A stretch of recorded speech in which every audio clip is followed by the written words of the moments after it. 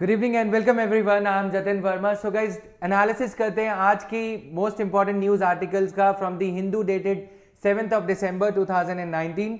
तो जहां जहां पे इंपॉर्टेंट एडिटोरियल्स होंगे या आर्टिकल्स होंगे इंडियन एक्सप्रेस के या पीआईबी के, उनको भी इंकॉर्पोरेट करेंगे। 4 accused in Disha's murder killed near Hyderabad. तो ये जो एनकाउंटर है इसके ऊपर कुछ कुछ क्वेश्चंस भी उठाए जा रहे हैं कि whether it was a genuine encounter और a fake encounter. Taken to the scene for reconstruction of the crime, they attacked the police and tried to escape. और इसके बाद इसी से जुड़ा एक आर्टिकल है इंडियन एक्सप्रेस का, When can police shoot to kill a criminal? Police have said that they have killed 4 accused in the rape murder case because they attacked the police. तो ये सब चीजें इसको, और एनएचआरसी और सुप्रीम कोर्ट का क्या कहना है एनकाउंटर किलिंग्स पे। फिर बात करेंगे auto part units. Automobile sector में जो क्राइसिस देखने को मिल रहा है उसके पीछे रीजन क्या है, whether it is a self inflicted crisis, क्या गवर्नमेंट की गलतियों की वजह से ये क्राइसिस हो रहा है, ये सब चीजें डिस्कस करेंगे। Existing anti venom therapy for snake bite inefficient, IISc की एक स्टडी का ये कहना है। Now quickly coming to this, 4 fresh review pleas filed in Ayodhya case. तो लाइकवाइज ये बाकी के news articles, FDI norms, economy का ये बहुत ही इंपॉर्टेंट पार्ट है, इसे से स्टार्ट करेंगे आज का एनालिसिस। बट पहले एक नजर डालते हैं एडिटोरियल्स पे। रेट्रीब्यूटिव जस्टिस, हिंदू का ये जो एडिटोरियल है, ये आर्टिकल ये कहता है that justice in any civilised society is not just about retribution but also about deterrence, and in less serious crimes justice is also about rehabilitation of offenders. कि अगर हमें सही मायने में इंसाफ करना है तो इसमें हम सिर्फ ये नहीं देख सकते कि एन आई फॉर एन आई, आंख के बदले आंख लेने से कोई जस्टिस, इसे प्रॉपर सेंस में हम नहीं कह सकते। सिविलाइज्ड सोसाइटी के वे से यदि हम देखें तो जस्टिस का मतलब ये है रेट्रीब्यूशन, रेट्रीब्यूटिव जस्टिस की जगह रिफॉर्मेटिव जस्टिस लाने की जरूरत है। रिफॉर्मेटिव जस्टिस मींस कि we should reform the criminal. Deterrence होना चाहिए। डेटरेंस क्या, डेथ पेनल्टी का डेटरेंस है। इसमें यह भी अगर हम स्टडी करें कि डेथ पेनल्टी की वजह से क्या हीनस क्राइम्स, रेप एटसेट्रा कम हो रहे हैं, नहीं। इसके पीछे रीजन क्या है, better lack of better educational facilities etcetera, ये सब चीजों की जरूरत है। इसी से जुड़ा एक एडिटोरियल यही बात करता है। यहां पे meals that can educate the young, ये एडिटोरियल ये बात करता है bottom line from the mid day meal scheme is that mid day meal scheme is perceived as a charity, यानी कि दान पुण्य उसको माना जाता है कि सरकार जो है एक दान कर रही है, not a civic responsibility. With the growing shift of better off parents to private schools, जिन पेरेंट्स की इनकम थोड़ी अच्छी होती है, बेटर ऑफ फैमिलीज, वो अपने बच्चों को प्राइवेट स्कूल्स में एडमिशन दिलाते हैं, right. Private schools, government schools are viewed as places for the poor and this mentality perception needs to change. तो ये दोनों आर्टिकल्स में एक इंटरलिंकिंग है, हिडन है इवन दो, कि अगर हम क्राइम को कम करना चाहते हैं, डेटरेंस या deterrent value of death penalty को अगर हम स्टडी करें तो ये सब चीजें कहीं ना कहीं कम हैं, राइट। और रिहेबिलिटेशन ऑफ ऑफेंडर्स पे कोई ध्यान नहीं दिया जाता। कुछ कुछ जेल्स में ऐसा किया जा रहा है कि तिहाड़ जेल में प्रिजनर्स को एजुकेट करने की या कुछ वोकेशनल स्किल देने की बात करी जाती है, यानी कि किसी को कारपेंट्री सिखाना, किसी बारबेरिक क्रिमिनल को बार्बर या फिर कॉबलर की ट्रेनिंग देना, ये सब चीजें करी जा रही हैं। बट वो these are examples which are far and few in between, these things are there. Seeking truth and reconciliation in Chhattisgarh, in brief the article says that though the Indian government claims it is slowly but surely winning the war against Maoist guerrillas, but Indian government has dismissed the widespread accusations of human right violations as propaganda by Maoist supporters. Likewise, ये article है not so important. We have been reading a lot about internet shutdown in Jammu and Kashmir. हमें essence इसका पता है, UPSC के purpose के लिए इसमें कुछ खास नहीं है। Now coming here, audit for FDI norms must for e-commerce firms. The government has issued new rules which make it compulsory for e-commerce companies like Amazon with foreign investors to submit an audit report every year, and that audit report should show that they have been in compliance with FDI rules for the sector. According to a notification amending the Foreign Exchange Management Act 1999 dated December 5, e-commerce companies have to obtain a statutory audit report, SAR, statutory audit report by the end of September each year for preceding financial year. इसके पीछे reason क्या है, एक slide के वजह से समझते हैं. E commerce firms Amazon etcetera हैं क्या, मार्केट प्लेस हैं. Amazon is just like another shopping mall, but this is an e-marketplace. We are following an e-marketplace norm in India. आप अगर एक सेलर हो, अगर कोई सेलर है सैमसंग के मोबाइल्स का, जैसे आपने देखा होगा Amazon पे एक बहुत बड़ा सेलर है Cloudtail. Cloudtail is the largest seller on Amazon. Amazon, as per the FDI norms in India, is not allowed to sell its own products or stock the products by purchasing Samsung mobile phones. Amazon अपना godown India में नहीं बना सकता, ना ही कोई ऐसी company बना सकता है जो कि गुड्स बल्क में परचेज करके यहाँ पे स्टोर करे. अब Amazon क्या कर रहा है, Amazon और जो हमारे नारायण मूर्ति हैं इन्फोसिस के CEO, Amazon और उनके कंपनी के बीच में एक पार्टनरशिप है नारायण मूर्ति के बीच में. ये कंपनी क्लाउड टेल Amazon पे सबसे बड़ा सेलर है. ये क्या कर रहे हैं, Amazon is legally prohibited to stock goods. Cash and carry model है, यानी कि कोई और सेलर है, अगर मान लो कि जेवी एंटरप्राइजेज है तो जेवी एंटरप्राइजेज अपनी बुक्स या मैगजीन्स यहाँ पे बेच सकता है, राइट. तो मैगजीन वैसे आप Amazon पे पा सकते हो for your information, but Amazon खुद जेवी एंटरप्राइजेज से ये 10,000 मैगजीन्स परचेज करके नहीं बेच सकता. उससे प्रॉब्लम क्या होगी, जो बुक सेलर्स हैं वो घाटे में हो जाएंगे, क्योंकि Amazon का जो एनुअल टर्नओवर है, जो एनुअल सेल है, वो इतनी ज़्यादा है कि इंडिया का एक साल का जीडीपी कम पड़ जाएगा. अगर Amazon अपना पैसा पूरा यहाँ पे लगा देगा तो हमारे यहाँ पे जो ब्रिक एंड मोर्टार स्टोर्स हैं वो बंद हो जाएंगे. इसीलिए these companies are prohibited from having the stock holding model. Stock ये ना सैमसंग के मोबाइल कर सकते हैं ना कुछ और कर सकते हैं. इसलिए Amazon ने क्या किया है, हाइव ऑफ कर दिया. हाइविंग ऑफ मतलब Amazon directly Amazon warehouses नहीं बना रहा, लेकिन Amazon ने क्लाउड टेल कंपनी बना दी जिसमें 51% पार्टनरशिप है इंडियन सिटीजन या इंडियन रेजिडेंट जो हमने बात करी नारायण मूर्ति की, राइट. नारायण मूर्ति की कंपनी की पार्टनरशिप है. अब नारायण मूर्ति की कंपनी की अगर इसमें पार्टनरशिप है तो नारायण मूर्ति की कंपनी Amazon के साथ में मिलके Amazon के थ्रू गुड्स बेचती है कस्टमर्स को. अब अगर जेवी लिमिटेड कुछ मोबाइल बेचना चाहे तो जेवी लिमिटेड को मोबाइल पड़ेगा 11,000 रुपए का, क्योंकि मैं सिर्फ 100 ही मोबाइल खरीद पाऊंगा एक टाइम पे बेचने के लिए, या 1000 खरीद लूंगा ज़्यादा से ज़्यादा. लेकिन अगर Amazon स्टॉक मॉडल में आएगा तो Amazon क्या करेगा, 10,000 मोबाइल फ़ोन एक साथ खरीदेगा तो Amazon के लिए कॉस्ट हो जाएगी 9800 रुपीज़. तो अगर Amazon पे दो सेलर्स हैं, एक जेवी लिमिटेड और दूसरा क्लाउड टेल लिमिटेड, जो कि 9800 रुपीज़ में बेच रहा है, जेवी 11,000 में बेच रहा है, तो आप किससे खरीदोगे, आप 9800 वाले से खरीदोगे. इसीलिए Amazon को ये प्रोहिबिटेड है. इसीलिए Amazon और बाकी की ई कॉमर्स कंपनीज को ये कहा गया है, फॉरेन एक्सचेंज मैनेजमेंट एक्ट के तहत e commerce companies have to obtain the statutory auditors report by the end of September each year for compliance with these FDI rules, जो कि ये कंपनीज इसे वॉयलेट कर रही हैं, राइट. इसी से जुड़ी एक और चीज हम समझेंगे यहाँ पे. एक और चीज क्या है, Amazon और जो बाकी की कंपनीज हैं, they are into monopsony. They are not creating a monopoly, they are creating a monopsony, MONOPSONY. This means that Amazon is controlling the seller as well as the buyer. Buyer भी आप ही इनके पास जाओगे, क्योंकि आप brick and mortar store पे नहीं जाओगे. Buyer और सेलर को कंट्रोल करती है जो कंपनी, उसको हम बोलते हैं मोनोसोनिक प्रैक्टिस, मोनोसोनी. जब कंपनी मोनोसोनी पोजीशन ऑब्टेन कर लेती है मार्केट में, जैसा कि उबर ने किया, ओला ने किया, उन्होंने क्या किया, ये सारी बड़ी बड़ी कंपनीज कुछ ऐसा करती हैं. पहले आपको कैब बुक करनी थी तो आप अपनी सिटी के टैक्सी स्टैंड पे जाते थे, ब्लैक एंड येलो कैब्स आपको वहां से मिल जाती थी.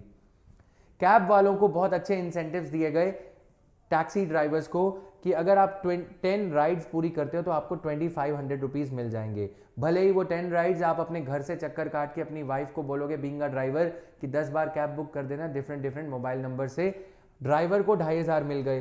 कस्टमर को इधर से फ्री में कूपन्स दिए गए, उबर 50, राइड 50, 150 जो भी है, वो फ्री राइड्स देके कस्टमर सारा आ गया उबर पे. और जो सेलर्स हैं, ड्राइवर्स हैं, वो भी आ गए उबर पे। तो टैक्सी स्टैंड्स खत्म। अब अगर टैक्सी स्टैंड्स खत्म हो गए, आप कोई अगर किसी को टैक्सी चाहिए तो वो टैक्सी स्टैंड पे जाएगा, लेकिन टैक्सी ड्राइवर वहां पे नहीं है, वो ये बोलेगा कि उबर से बुक कर सकते हो। जब मार्केट फिनिश हो गया, उसके बाद क्या हुआ, जो फ्री में उबर 50 कूपन्स मिलते थे उनका दाम हो गया 300 रुपीज। वही सेम राइड जो आप 70 रुपीज में कूपन कोड लगा के पाते थे, उसका प्राइस हो गया 300 रुपीज। अब आप क्या कर रहे हो, आप एक मोनोसोनिक कंपनी के शिकार हो, जो सेलर्स और बायर्स दोनों को कंट्रोल कर लेती है। क्योंकि अगर ये कंपनीज 1-2 साल के लिए, इतनी बड़ी बड़ी कंपनीज अपना लॉस भी झेल लेती हैं, उसके बाद जब इन्हें प्रॉफिट होगा तो वो प्रॉफिट इतना होगा कि 3 गुना ज्यादा। पहले एक आम टैक्सी 100 रुपये, ऑटो रिक्शा 70 रुपये में मिल जाता था, लेकिन अब वही रिक्शा वाला, ऑटो रिक्शा वाला 150 रुपये आपसे मांगेगा। Clear? So this is there. Department of Industrial Policy and Promotion last December issued a clarification to the existing rules pertaining to FDI in e-commerce companies. One of the main provisions clarified was that vendors that have any stake, जैसे कि Amazon, if it has got any stake owned by an e-commerce company, अगर जैसे CloudTail में Amazon का stake है, तो CloudTail cannot sell its product on that e-commerce company। यानी कि CloudTail में Amazon की 49% हिस्सेदारी है, तो CloudTail Amazon पे प्रोडक्ट नहीं बेचेगा, बट हो रहा है। इसको हम क्या बोलेंगे, CloudTail is the sister concern of Amazon, right? इसीलिए ऑडिट करना जरूरी था। एक और प्रोविजन है that any vendor who buys 25% or more of its inventory or stock from an e-commerce company will be considered to be controlled by that company and thereby barred from selling on its portal। यानी कि अगर CloudTail या कोई और company Amazon पे 25%, Amazon अपना 25% जो cell कर रही है, वो अगर सिर्फ CloudTail से खरीदती है, तो CloudTail को Amazon की ही कंपनी माना जाएगा, और CloudTail पे ये मनाही लग जाएगी कि CloudTail cannot sell its products on the website owned by its own sister concern। Government को चूना नहीं लगा सकते। You cannot create separate companies in order to hide the real motive। Provision was aimed at ensuring that vendors in which marketplaces, Amazon, etc., are having a stake do not sell the bulk of their items to a third party vendor who then goes on to sell those items on Amazon's marketplace। These rules were also designed to ensure that e-commerce marketplaces themselves did not influence the prices of the products on sale by providing deep discounts। Deep discounts provide करने से हुआ क्या, जो हमारे offline sellers हैं, book sellers हैं या फिर मोबाइल सेलर्स हैं, उनकी दुकानें हो जाएंगी बंद, और जैसे उबर ने हमें लूटा, फिर बाद में Amazon, फ्लिपकार्ट, ईबे, वॉलमार्ट, यही 4 नाम रह जाएंगे। ऑफलाइन मार्केट में प्रोडक्ट्स जो आप खरीदना चाहोगे वो मिलेंगे नहीं, राइट? तो this is the reason. Now traders bodies such as Confederation of All India Traders have repeatedly approached the government over the past year complaining about how e-commerce firms had been allegedly still violating the rules even after clarification। Now Saudi Russia pushed through deeper oil cuts। oil and petroleum exporting countries जो हैं, oil and petroleum exporting countries, what are they doing? Oil and petroleum exporting countries जो हैं जैसे कि Saudi Arabia etcetera, जानबूझ के अपना OPEC countries अपना प्रोडक्शन कम करेंगी, ताकि अगर ये इंडिया है तो इंडिया को महंगे में बेच सके। अगर सप्लाई कम होगी, डिमांड ज़्यादा होगी चाइना और इंडिया से, तो क्या होगा, प्राइस राइज करेगा। प्राइस विल राइज, तो हमें ज़्यादा डॉलर्स इनको देने पड़ेंगे। इसीलिए अभी रशिया और सऊदी अरेबिया ने ये डिसाइड किया है कि 40% कटौती करेंगी, 40% कट किया जाएगा अपनी प्रोडक्शन में। Saudi Arabia and Russia spearheaded a deal in which OPEC and its allies committed to some of the deepest oil output cuts this decade, aiming to avert the oversupply and support prices को बढ़ाने के लिए।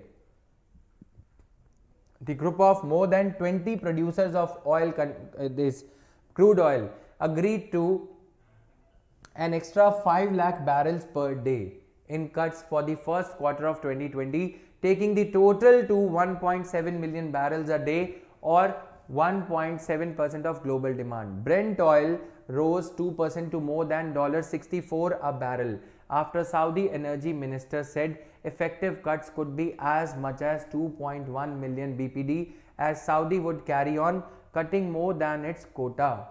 OPEC, oil and petroleum exporting countries and allied producers, so called, and allied producers को मिला के ये बन जाता है OPEC plus, pump more than 40% of the world's oil supply. OPEC plus किसे कहते हैं हम, प्रीलिम्स के लिए थोड़ा नोट कर लेना.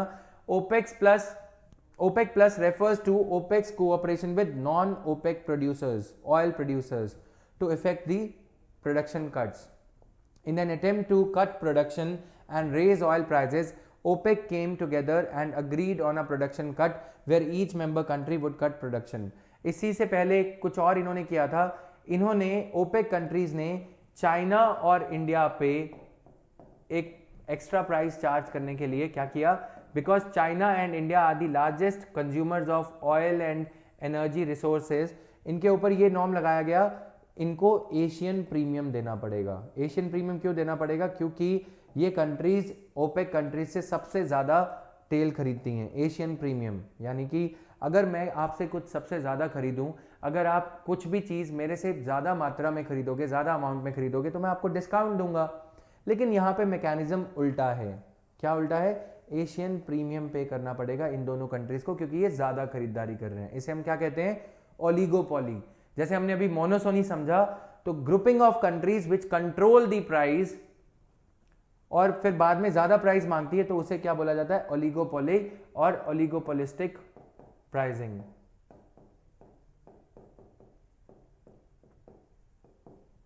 Clear. Now this is there. Now coming here, ये चीज कवर हो गई हमारी. ओपेक, ये इसके बारे में थोड़ा सा आप पढ़ेंगे. I am I'm getting aside, you can take the screenshot. Organization has total of 15 member countries. Current OPEC members are Algeria, Angola, Ecuador, Equatorial Guinea, Gabon. Iran is also a member, even though Iran और Saudi Arabia की नहीं बनती आपस में, right? OPEC जो है group of oil producing companies है, that was first established in Baghdad, Iraq in 1961. OPEC is one of the most powerful international organizations in the world and was a major player in the shift towards state control over natural resources. Indonesia is a former member. Indonesia was earlier a member, but now it is not a member. And Qatar is no longer the member of OPEC starting from 1st January 2019. Qatar को gulf cooperation council जो कि एक और grouping है, उससे भी एक्सट्रेडाइट कर दिया गया था, उससे भी निकाल दिया गया था, right. Centre objects to Uttarakhand definition of forest. अब यहाँ पे क्या हुआ है, union ministry of environment and forest has objected to an Uttarakhand government's notification defining the term forest. In a notification on November 21, Uttarakhand government said that in areas recorded as deemed forest or assumed to be forest, only tracts which are 10 hectares and more and having a canopy density. Canopy density होता है, canopy density अगर समझाना हो तो canopy density is something like these are the trees. तो ये trees की जो परछाई है, ये density पूरा एरिया जो फॉरेस्ट का अगर है 10 हेक्टेयर्स में से 6 हेक्टेयर्स एरिया अगर कवर कर लेती है, बाकी के एरिया में सनलाइट आ सकती है.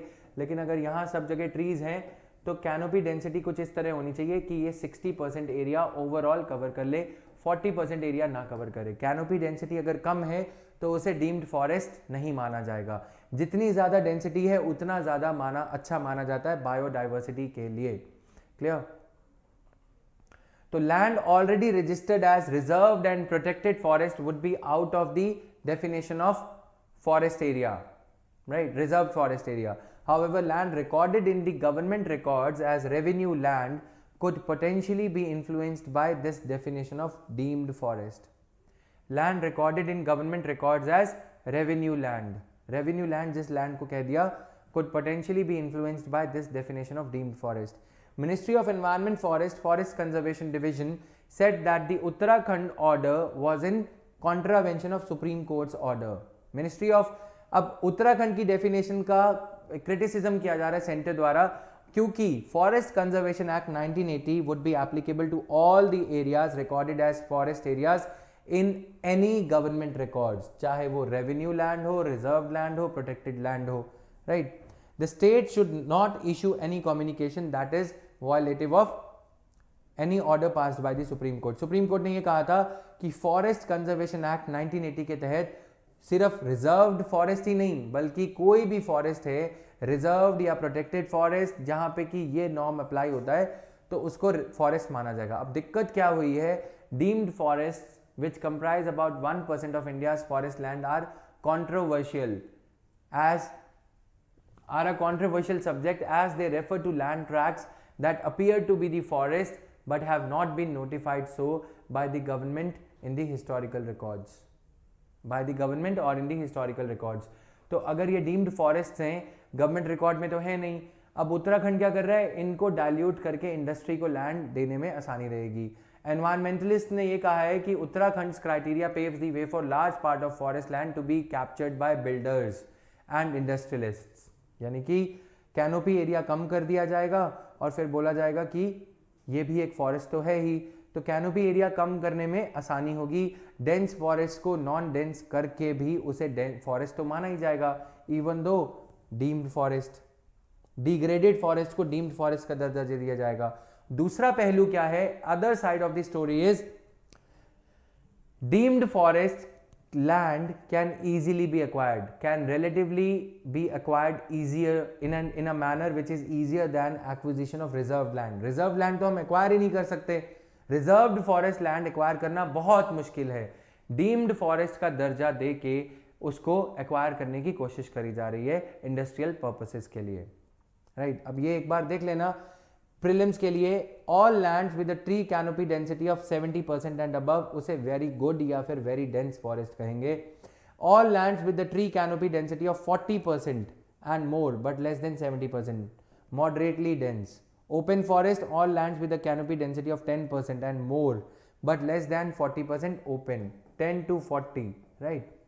यहाँ पे 40 to 70, यहाँ पे अबव 70, क्लियर? यहाँ पे 40 to 70.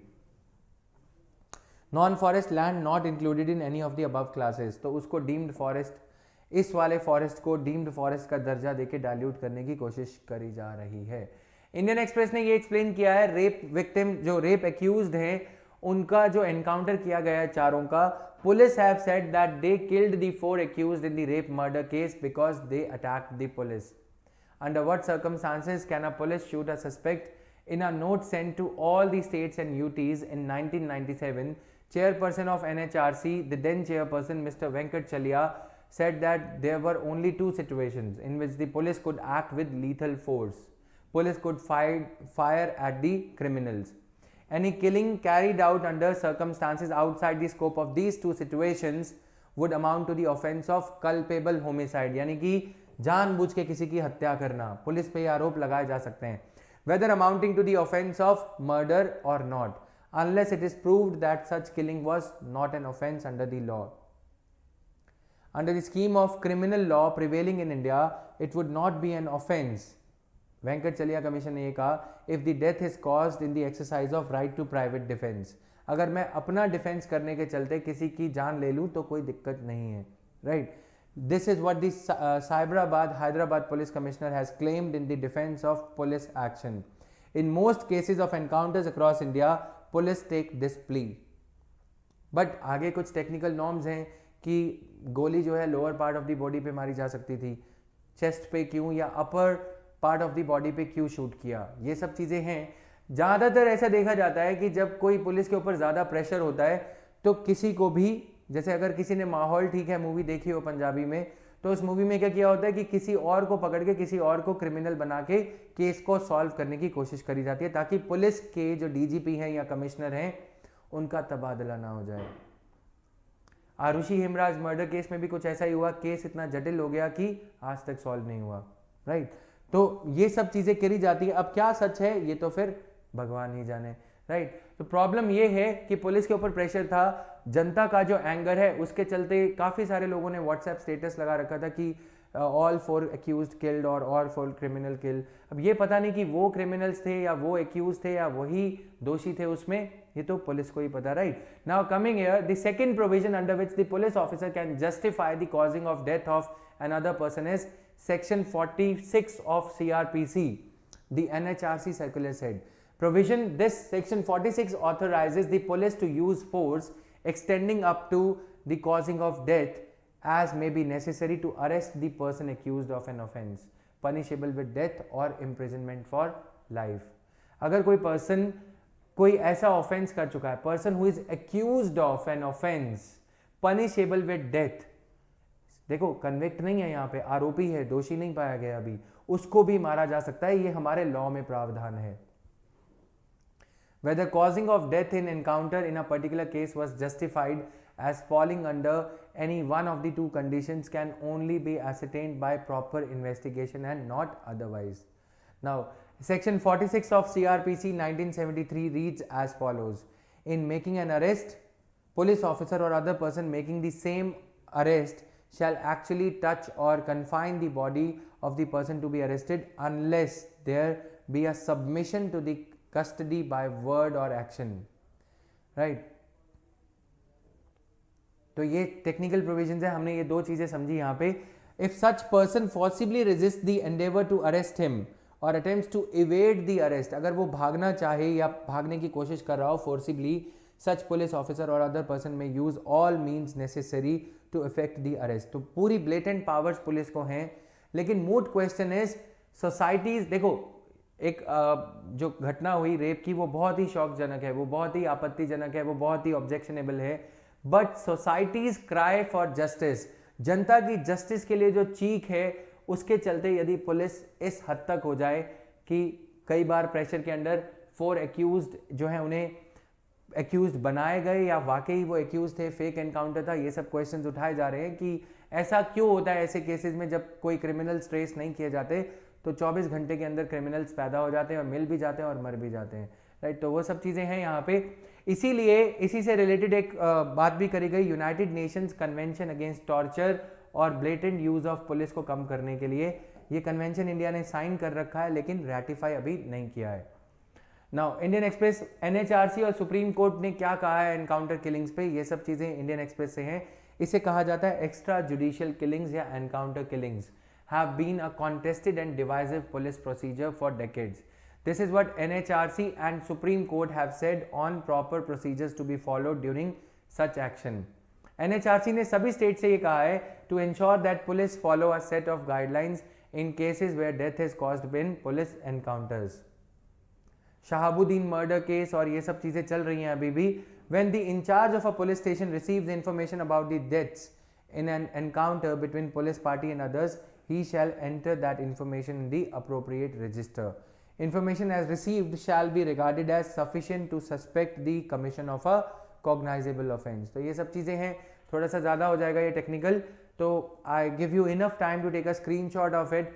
Quickly you can read it क्योंकि इसमें कुछ एक्सप्लेन करने का ज़्यादा नहीं है. Coming to this one, you can take a screenshot of this one also. Then coming to this one, third one, right?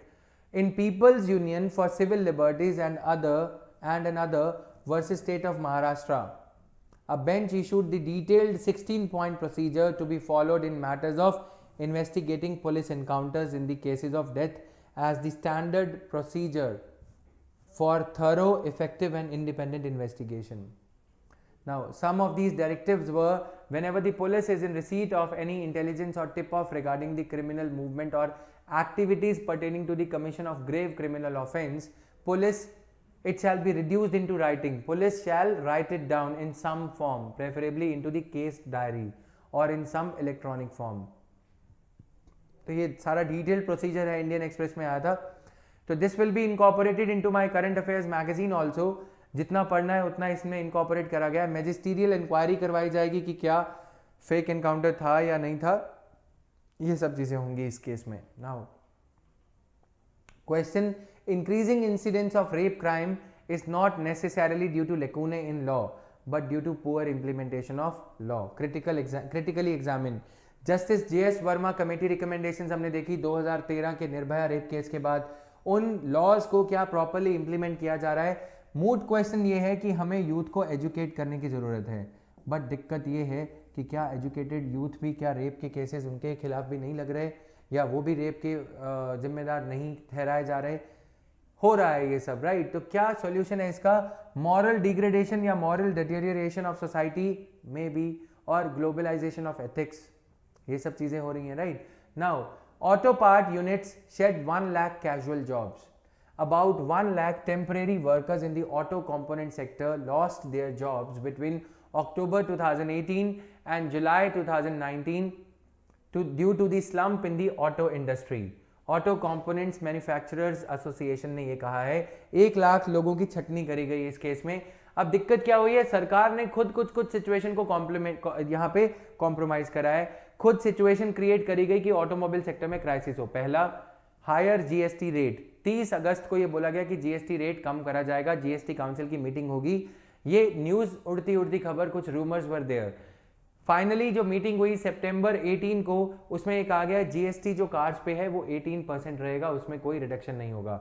फिर सरकार ने क्या किया? भारत स्टेज 6 नॉर्म्स लगाए इंडस्ट्री पे, जिसमें कि इंजन से जो एमिशन नॉर्म्स हैं, ज़्यादा पॉल्यूशन एमिट नहीं हो हमारी कारों के इंजन से, उसके लिए भारत से 6 नॉर्म्स में लगभग 1.5 लाख से 2 लाख करोड़ का इन्वेस्टमेंट होगा इंडस्ट्री का।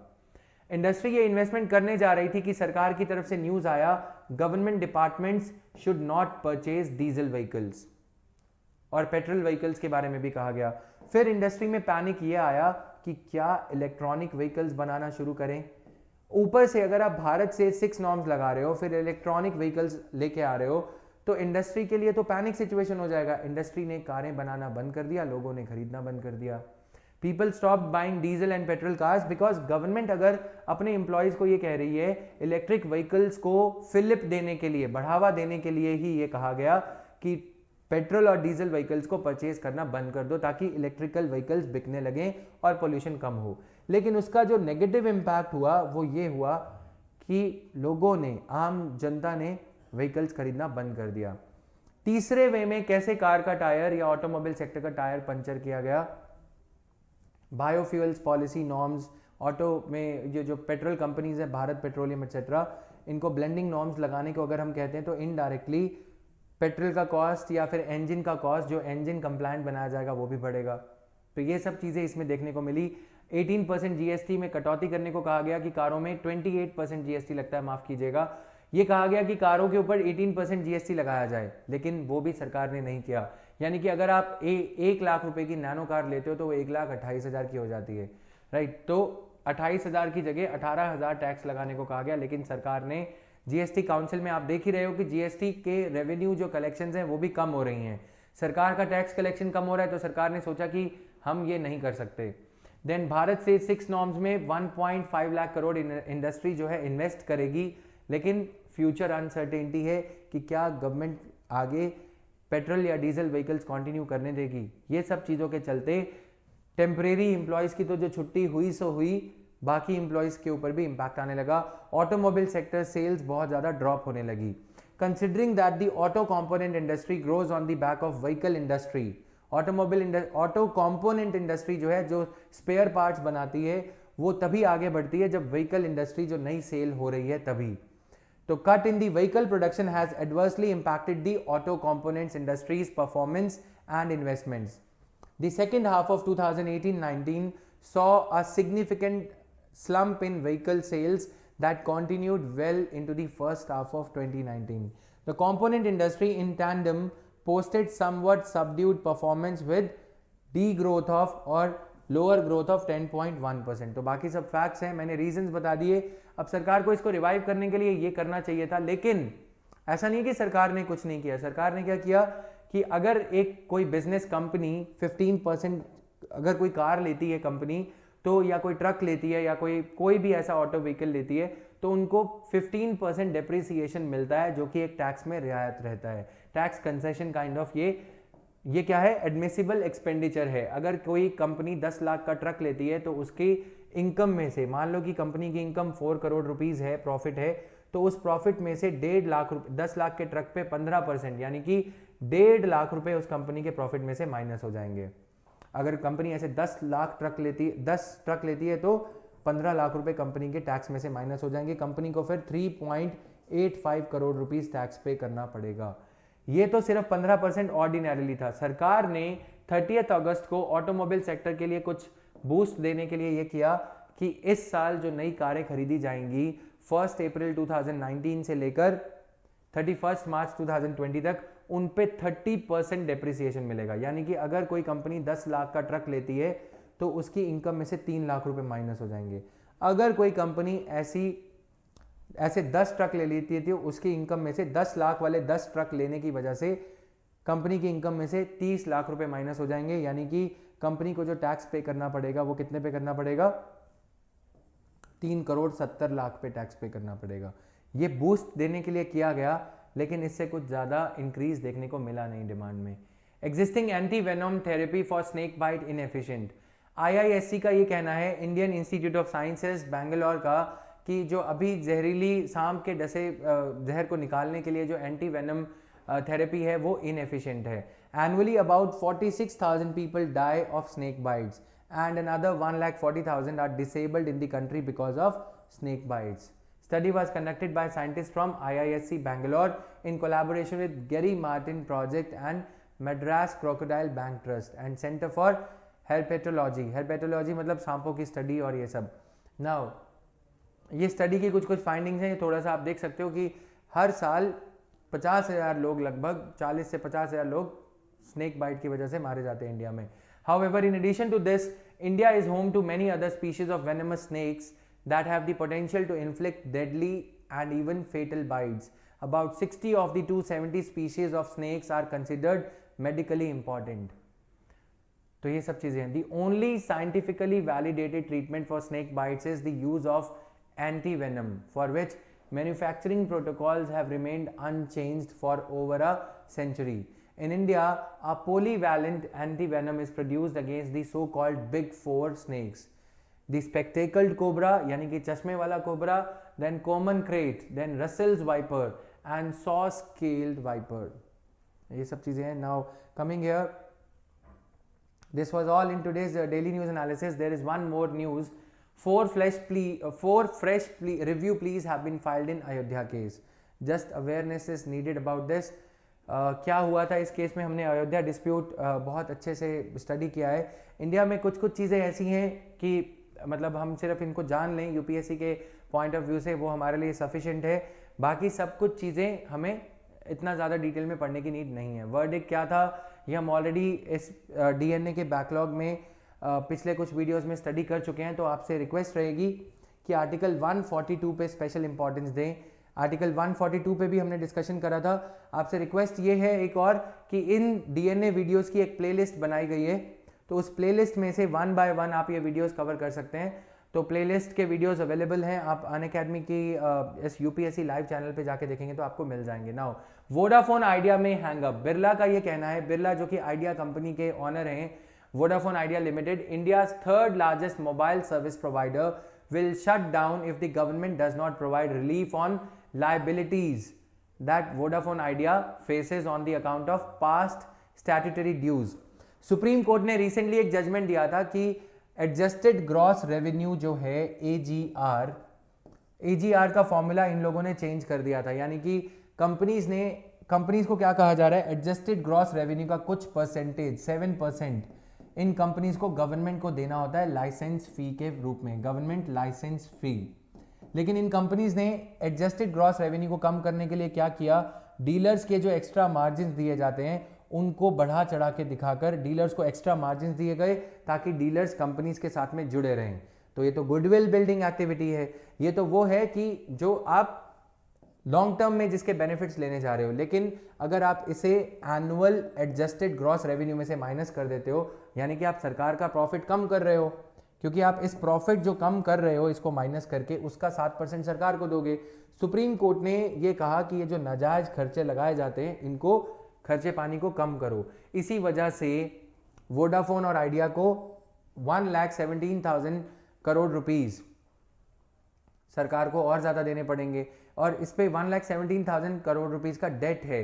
और क्या है कि कंपनी को जो सरकार को रेवेन्यू ज़्यादा देना पड़ेगा, उस वजह से ये कहा जा रहा है कि कंपनी शायद दिवालिया हो सकती है। यानी कि मिस्टर बिरला ये कह रहे हैं कि हमें थोड़ी सी राहत दो, नहीं तो हम बैंकरप्सी फाइल कर देंगे। एक वजह से सरकार को ब्लैकमेल करना है। अगर ये कंपनी बैंकरप्ट होगी तो पब्लिक सेक्टर बैंक्स का भी इसमें नुकसान हो सकता है, ये कह के गवर्नमेंट से कंसेशंस लेने की बात करी जा रही है। Bharti Airtel, Vodafone Idea and other telecom players have to pay as much as 1,47,000 lakh crore rupees in telecom license fee and spectrum usage charges together with interest and penalty for past 14 years. इसका इन्हें नुकसान हो सकता है। और ये band जो बजा है, ये जो नुकसान हो रहा है वो बेसिकली एक और रीजन भी है कि जियो जो है अंडर प्राइसिंग कर रहा है अपने डेटा सर्विसेज की। तो इसीलिए बार बार TRAI से ये कहा गया कि आप जो है एक फ्लोर प्राइस डिटरमाइन करें जिसके बिलो ना जियो ना कोई और कंपनी फ्लोर प्राइस के बिलो अपनी सर्विसेज प्रोवाइड नहीं करेगी। अब जियो तो मार्केट एक्वायर करने के लिए डिस्काउंट पे अपने फ्री कनेक्शंस और ये सब दे रहा है, लेकिन उस प्रोसेस में इन कंपनीज का नुकसान हो रहा है जो कि ऑलरेडी सरकार से, बैंकों से बहुत ज़्यादा कर्जा ले चुकी है, राइट। तो practice question, what are the challenges facing India's telecom sector, discuss. Also suggest what needs to be done to overcome these challenges, right? So this was there. Exporters await clarity on levies.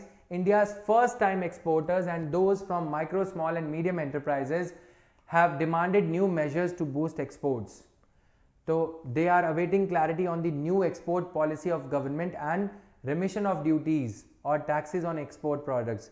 सरकार exports को बढ़ाने के लिए government क्या करती है, government कुछ waivers देती है to boost the exports. Government gives some waivers. Waivers क्या है, जो भी एक्सपोर्ट्स पे, यानी कि अगर मैंने कोई प्रोडक्ट इंडिया में मैन्युफैक्चर किया है, मैंने रॉ मटेरियल खरीदा 100 रुपीज का, प्लस 10 रुपीज मुझे लगा इनकम टैक्स, प्लस 15% मुझे लगा एक और 15 रुपीज कोई और स्टेट का टैक्स।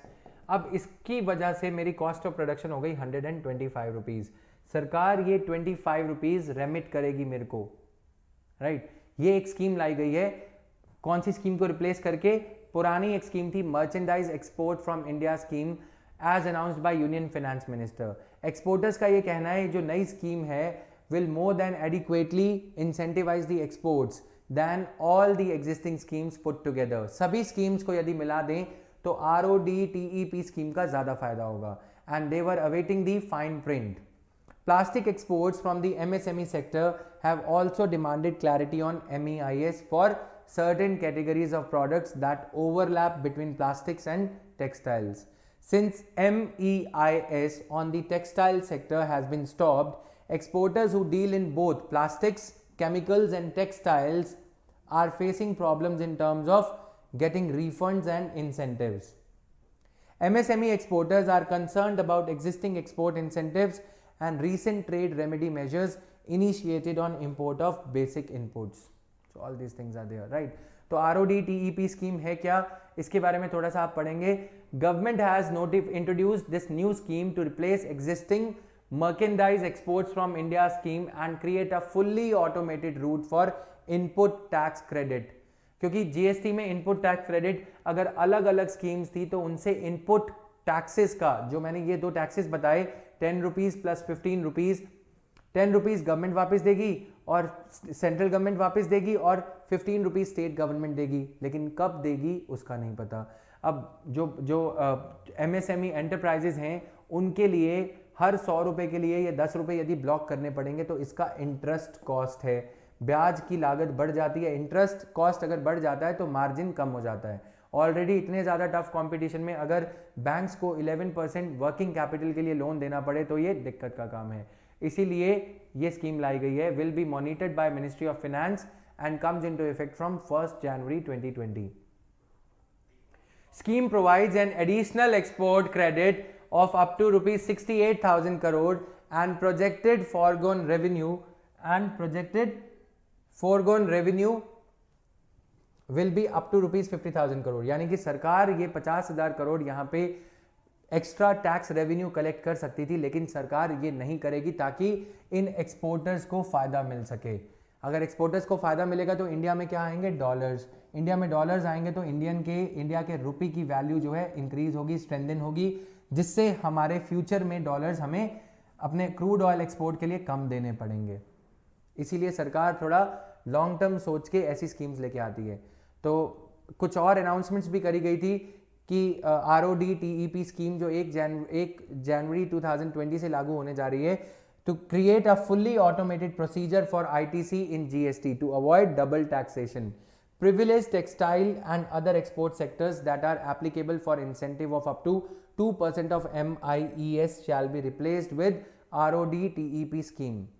मिनिस्ट्री ऑफ फाइनेंस ने इसके लिए 1700 करोड़ रुपए एलोकेट करे हैं to provide higher insurance cover through export credit guarantee corporation to increase the lending opportunities from the banks.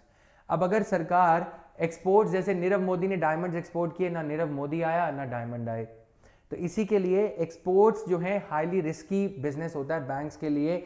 यदि बैंक्स एक्सपोर्ट के लिए क्रेडिट देते हैं तो बैंक्स को डर लगता है, इसलिए बैंक्स क्रेडिट ही नहीं देते। अब इसीलिए सरकार ने क्या करा, 1700 करोड़ रुपए 1700 करोड़ रुपीस एलोकेट करे हैं ताकि जो एक्सपोर्टर्स हैं उनको लोन लेना है बैंक से, तो बैंक को कोई हिचकिचाहट, बैंक को कोई हेजिटेशन उस लोन देने में ना हो, तो क्योंकि इंश्योरेंस कंपनीज जो है एग्जिम बैंक या बाकी सब कंपनीज इसको इंश्योर करेंगी, ये जो लोन दिया जा रहा है एक्सपोर्टर को बैंक के द्वारा। तो ये सब था आज के डेली न्यूज़ एनालिसिस में। Thank you all of you for watching this session. Thank you.